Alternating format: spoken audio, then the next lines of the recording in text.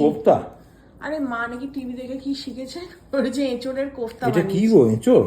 হ্যাঁ দারুণ হয়েছে কিন্তু। তাই তো আজকে রাত্রে ইয়ে খাওয়ার পর কি বলে পকোড়া খাওয়ার পর আমি তো আর লাঞ্চ হ্যাঁ লাঞ্চ বলছি ডিনার স্কিপ করেছি। খাও খাও। না না আমি খাবো না, তুমি খাও। কি ভালো করেছে কোফতা? দারুণ হয়েছে, না খেলে বুঝবে না। কি ভালো, তাহলে আরো দুটো রুটি নিয়ে না আসি। না আমি আর খাবো না, ওই তুমি বলে তোকে আমি খাওয়াবো। হ্যাঁ পেট ফুল। খাবি না? এই যে এঁচড়টা না পুরো একদম মানে ইয়ে করা, বুঝলে তো? কোফতা। হ্যাঁ ম্যাশড করা, বেশ ভালো লাগছে না। খাও খাও, তুমি খেলে আমার পেটটা ভরে যায় জানো তো।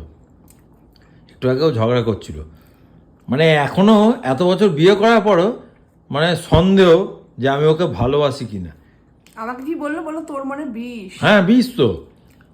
আমার সন্দেহ আছে তুই মন থেকে ভালোবাসিস না। আমি বললাম আমি যেদিনকে থাকবো না সেদিনকে বুঝবি কি। আবার বাজে কথা। হ্যাঁ বাজে কথা না, আর আমি থাকবো না তোর জন্য বাবাকে রেখে যাবো, বাবা তোকে দেখভাল করবে। নাহলে বাবা জানে যে আমি খোঁচে গেলে না বাবার ওপরে আমি যাব।